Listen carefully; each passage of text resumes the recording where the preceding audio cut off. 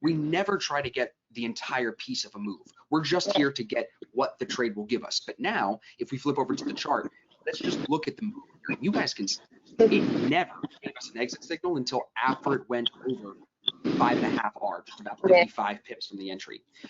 What was interesting with this, and I want your feedback too, Lindsay, when we went up about 1 R in the trade, right about here, we both locked our stop loss in profit.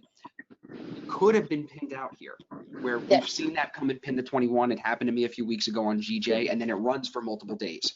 What was going through your head when you said, okay, I'm going to take some profit at 1 R, lock my stop loss, and let it go? What gives you that patience now? Is it just doing markups and now you've seen it so many times you know how to do it?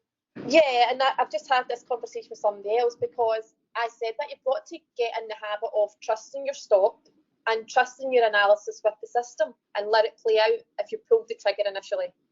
Because think about it. If you had closed the trade, let's just say it had come down and broken the 8 and you closed the trade, not, you know, in that situation, you wouldn't necessarily look back on it and think, wow, that was a mistake, because that's one of our exit signals. Yeah. But here, if you were to close the trade, like I know some of the new guys did, they got out of the trade completely here, and then they got out of, some of the guys got out here. But for what? Impatience, right? We actually were talking about this on the call for our coaches call, you and me and Ryan. The now I gotta look it up because I can't remember my notes up. The disposition effect, which basically, which says that we're going to cut our winners way faster than we're supposed to, and we're going to hold our losers way longer than we're supposed to. So I'm aware of that now, just being aware.